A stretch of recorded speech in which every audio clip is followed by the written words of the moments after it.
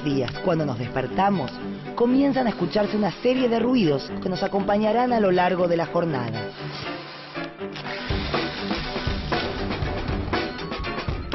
La alarma del reloj, el celular, la tostadora, los bocinazos.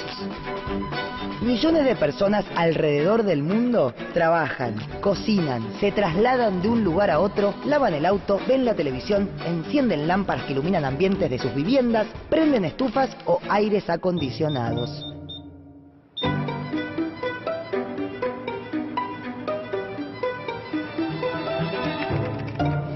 Estas acciones y sonidos se han vuelto tan mecánicos que ya no les prestamos atención, pero están ahí. Son parte de nuestro día a día, son parte de la vida moderna. ¿Cómo afectan nuestros hábitos cotidianos al cambio climático? ¿Cómo se pueden minimizar estos efectos en cada uno de los lugares en los que se desarrolla nuestra vida?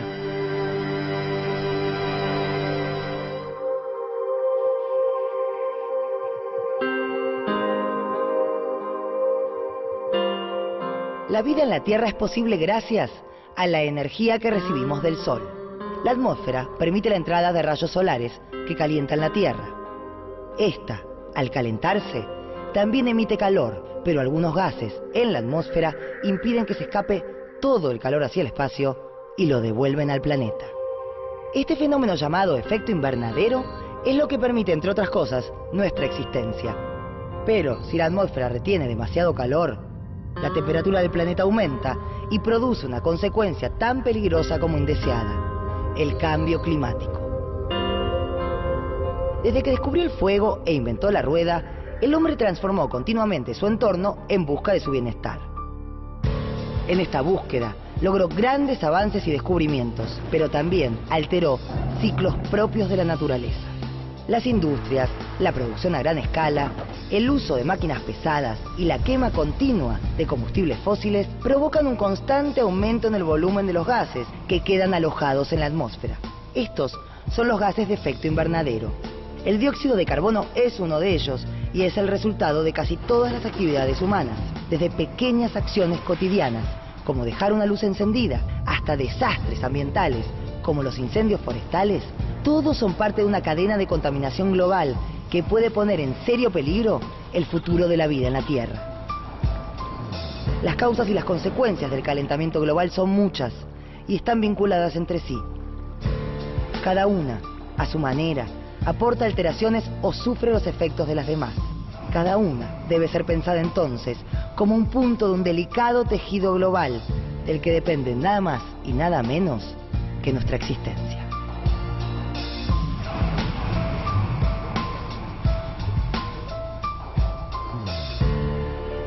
Una de las causas del calentamiento global son algunas de las emisiones que generan las acciones de nuestra vida cotidiana.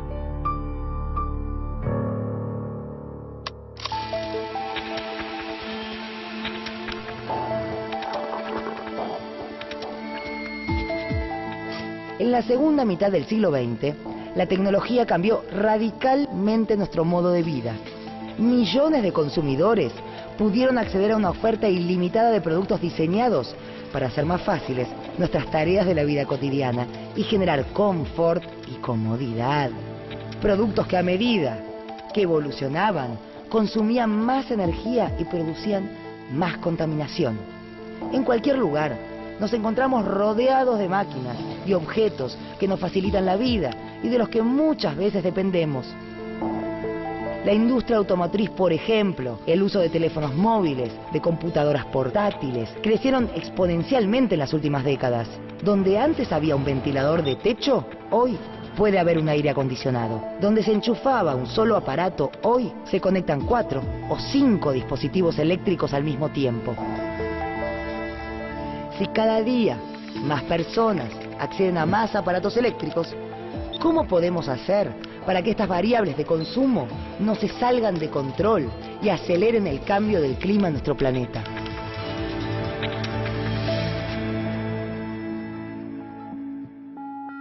¿De qué manera nuestras acciones cotidianas impactan sobre las emisiones de gases de efecto invernadero?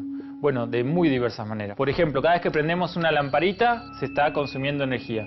Cada vez que estamos mirando la televisión, utilizando algún electrodoméstico para lavar la ropa, para plancharla, etcétera, en cada una de esas oportunidades estamos consumiendo energía.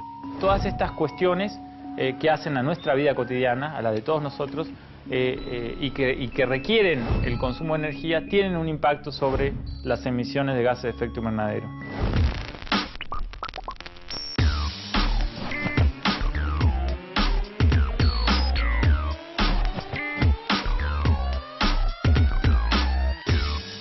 El 30% del consumo eléctrico total corresponde al sector residencial, cuyos principales usos son el uso de electrodomésticos y el sector iluminación. Los consumos de los distintos electrodomésticos impactan de manera diferente dentro del consumo de energía eléctrica, dependiendo fundamentalmente del consumo que tienen y de las horas de utilización que tienen cada uno de estos elementos.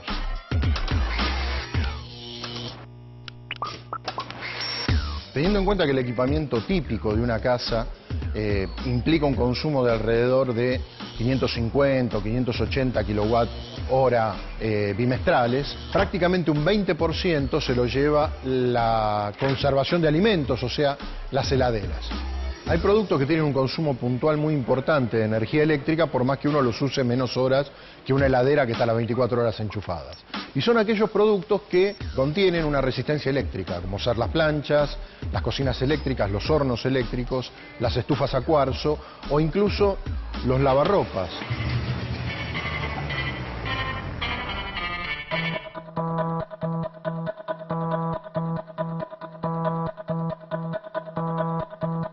Una característica que los consumidores pueden aprovechar es el hecho de que las heladeras, así como también otros artefactos, están etiquetados de manera que uno puede saber cuál es el consumo energético que tiene.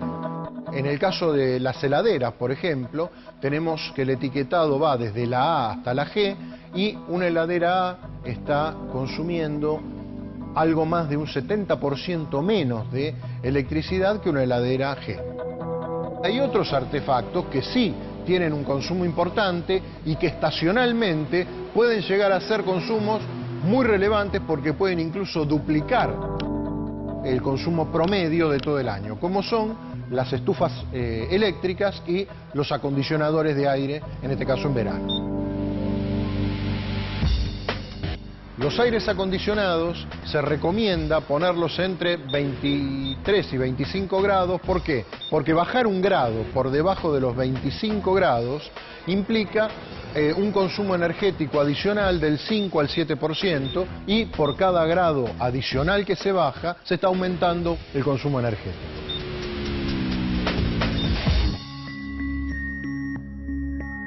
En el caso de los electrodomésticos que tienen la función stand-by, cuando están en esa función también se está consumiendo energía. Si uno piensa que esa lucecita roja la multiplico por la cantidad de tiempo que está encendida, por 24 horas, por 365 días al año, por años, y la multiplico por millones de personas, esa lucecita roja tiene un impacto muy grande. El rol de los individuos aislado, la contribución puede ser pequeña, pero si empezamos a contabilizar de todos esos individuos en conjunto, tienen un porcentaje muy importante de las emisiones.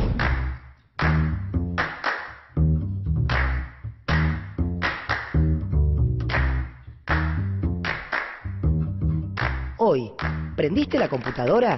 ¿Hiciste café? ¿Cocinaste? ¿Sabías que todo eso produjo gases de efecto invernadero?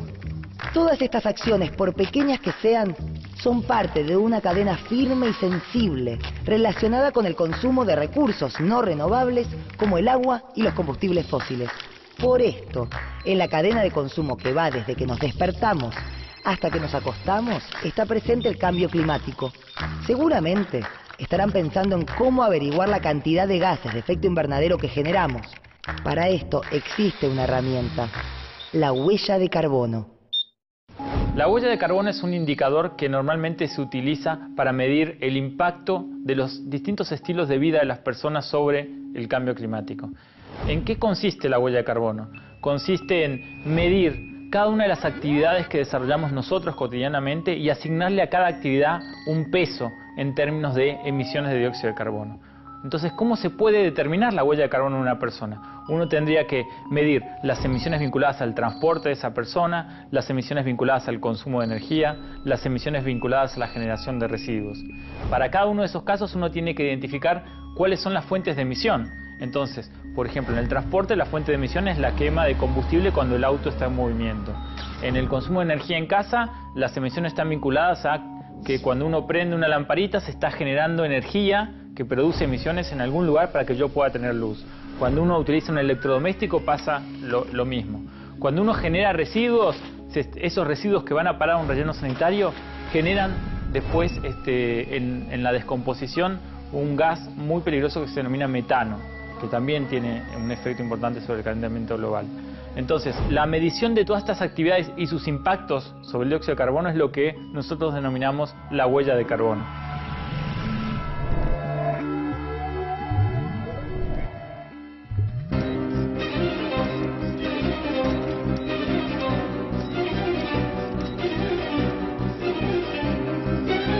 Es difícil imaginar que cada uno de nosotros contribuya al calentamiento global por planchar la ropa, por abrir la heladera o por comprar en el supermercado. Sin embargo, la multiplicación de esas actividades puede ser tan nociva como un vehículo en marcha o una chimenea industrial. Un argentino, como cualquiera de estos que camina entre las góndolas, emite alrededor de 6 toneladas de dióxido de carbono al año. 6.000 kilos. Mucho, ¿no? Pero las emisiones no comienzan cuando los productos llegan a nosotros. Esos alimentos o artefactos requirieron un gasto de energía para su fabricación, su transporte y su posterior exhibición, generando así su propia huella de carbono. Además de la huella de carbono de las personas, también se puede hablar de la huella de carbono de los productos, es decir, las emisiones asociadas a la fabricación de los productos. No todos los elementos con los que interactuamos cotidianamente tienen la misma huella de carbono. Hay elementos, hay materiales que tienen, que son altamente intensivos en emisión de gas de efecto invernadero.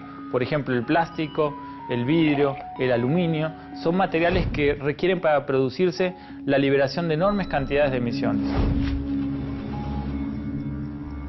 Y así como las emisiones de gases de efecto invernadero no comienzan cuando los productos llegan a nosotros, tampoco terminan cuando los dejamos de usar. Todo lo que usamos genera un residuo, todo se desecha.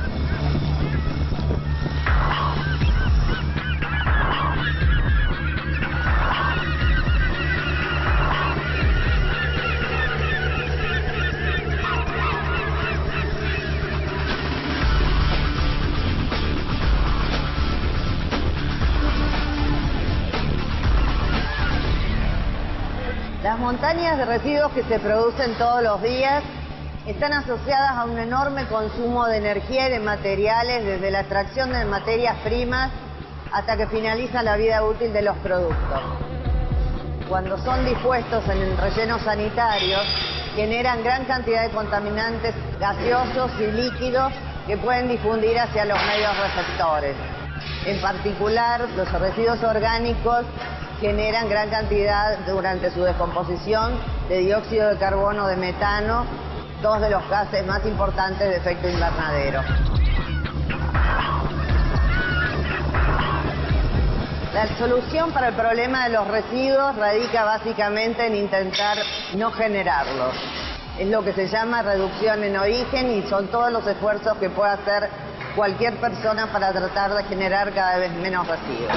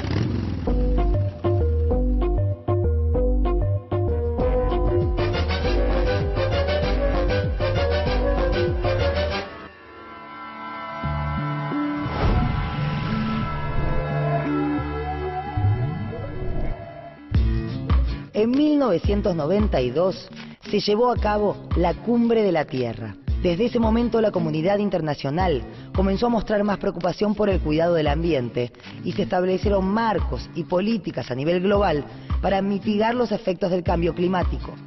Pero solo en materia de industria y tecnología, los hábitos de consumo no fueron considerados. Por eso, en los últimos años, el interés también hizo foco en las emisiones individuales y distintos países comenzaron a realizar inventarios de gases de efecto invernadero. Estos inventarios nos dicen que la suma de las pequeñas emisiones de carbono por habitante pueden superar las emisiones generadas por la industria. La idea es que en cada país los habitantes tengan la posibilidad de saber cuánto emiten a diario y de esta manera puedan reducir las emisiones. Para esto, la Secretaría de Ambiente y Desarrollo Sustentable de la Nación diseñó un calculador de carbono, que es una herramienta que permite estimar las emisiones de dióxido de carbono emitidas por el uso de energía, transporte y otras actividades cotidianas. De esta manera, cada argentino puede calcular su huella de carbono con solo ingresar a la página de este organismo estatal. Existen actividades concretas, políticas nacionales, internacionales y acciones individuales que pueden realizarse para disminuir las emisiones de gases de efecto invernadero que aceleran el cambio climático. Estas acciones se definen como mitigación. Todos nosotros, todos los habitantes de la Argentina, tenemos una pequeña contribución en cuanto a las emisiones de nuestro país y podemos hacer algo para contribuir a reducir esas emisiones. Empecemos por las cosas que más impactan de las actividades cotidianas. El mayor porcentaje de la huella de carbono tiene que ver con el transporte. La sustitución del uso del automóvil particular por el transporte público es una medida que puede contribuir a reducir en gran medida nuestra huella de carbono. Cuando nosotros producimos residuos en nuestras casas, en general esos residuos van a parar a un relleno sanitario. Los plásticos, los vidrios, los metales, eso no se descompone en un relleno, eso queda ahí. Lo que se puede hacer es reciclar. En lugar de que esos metales, vidrios, plásticos vayan a parar a un lugar enterrado bajo la tierra que no se puede hacer nada con ellos, es reutilizarlos. Cuando los reutilizo, entonces evito volver a fabricar al menos esa cantidad de material.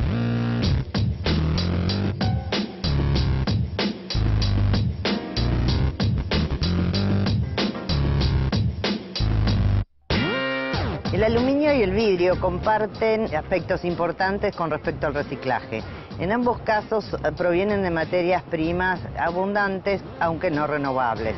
Ambos son fuertes consumidores de energía en su proceso de fabricación, con lo cual reciclarlos, es decir, recuperar materiales para reinsertarlos en el circuito productivo, ahorra enormes cantidades de energía con respecto al uso de materias primas vírgenes. En el caso del aluminio se ahorra el 95% de energía utilizando aluminio recuperado con respecto al utilizado con materias primas vírgenes. Los plásticos son difíciles de reciclar porque es difícil separarlos de acuerdo a las resinas. En cuanto a los derivados plásticos, el PET es el que hoy por hoy tiene mayor porcentaje de reciclaje y los demás en general se reciclan hacia productos de calidad inferior al original.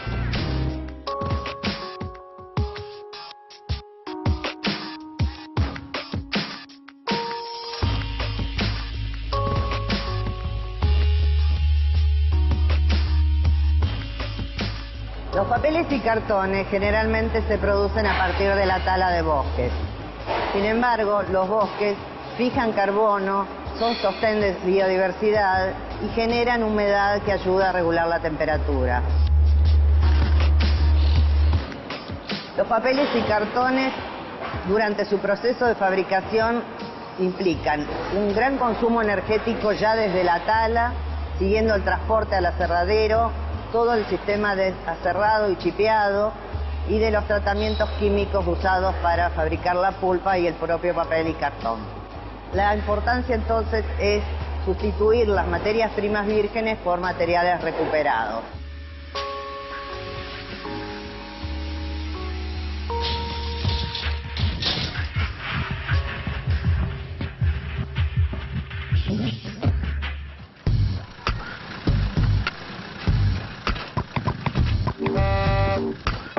Dado que el mejor residuo es aquel que no ha sido generado, La actitud individual nos puede guiar para reducir las cantidades de residuos que van a disposición final. Comprando bienes con menores cantidades de embalaje, comprando pilas recargables, comprando productos de limpieza más concentrados que se puedan diluir adecuadamente, comprando fundamentalmente bienes más durables. Todos los productos, cuanto mayor vida útil tienen, más lejos está de la corriente de residuos. Hay una cantidad de actitudes que podemos llevar a cabo todos los días para no generar ningún residuo.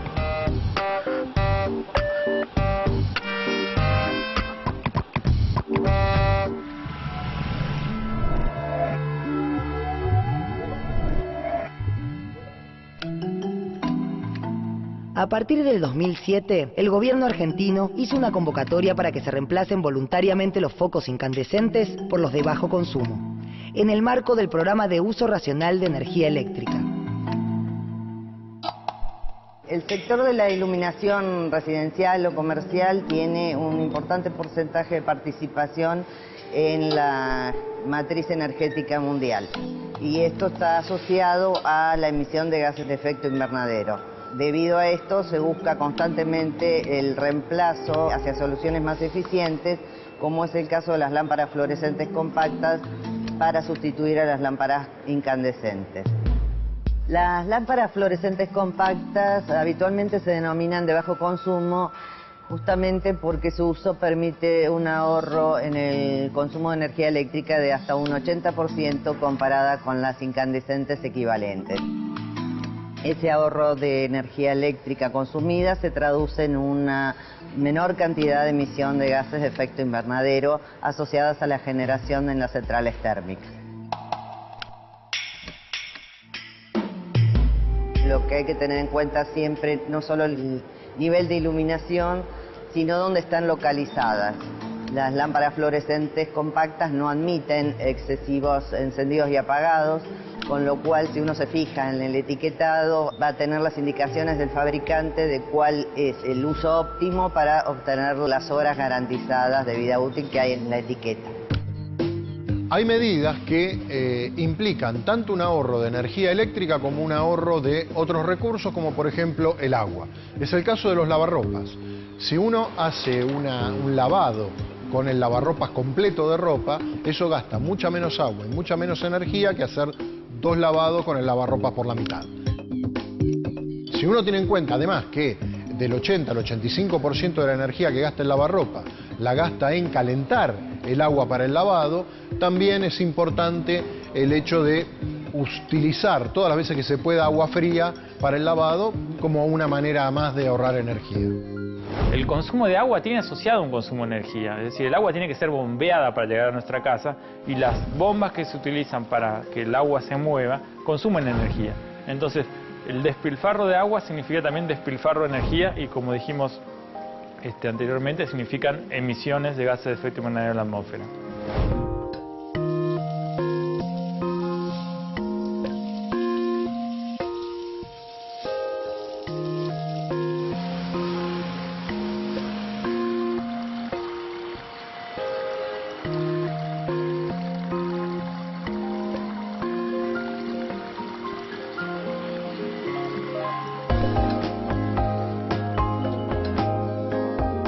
Algunas de las medidas más simples que podemos aplicar en este sentido son en las actividades cotidianas de higiene del hogar y de lavado de platos, por ejemplo, no dejar correr el agua de la canilla mientras estamos enjabonando y lavando los platos, sino enjabonar la vajilla en un recipiente y solamente abrir la canilla para enjuagar.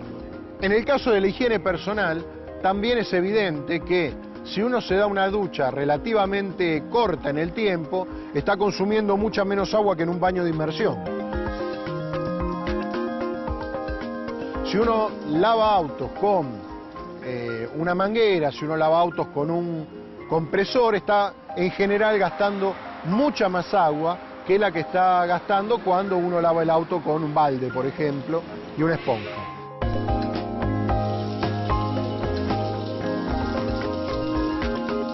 La fórmula es fácil. Si todos contaminamos, derrochamos agua y desperdiciamos energía, todos podemos reciclar cuidar el agua y ahorrar energía.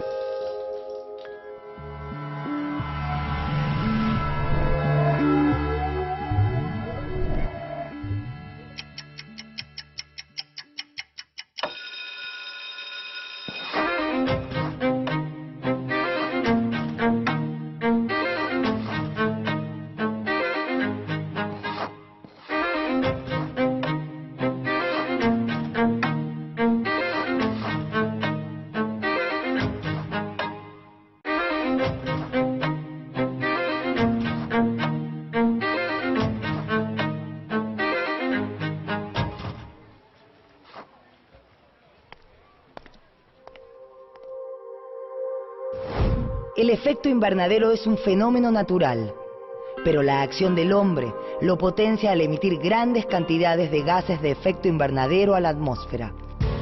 Esto produce un calentamiento de la Tierra y un cambio en el clima a nivel mundial. No existen soluciones mágicas ni inmediatas. Las políticas impulsadas por los gobiernos solo pueden tener éxito en la medida que tomemos conciencia, que nos comprometamos. Las acciones individuales son fundamentales para atenuar el calentamiento global y el cambio climático. El cambio individual es un cambio colectivo.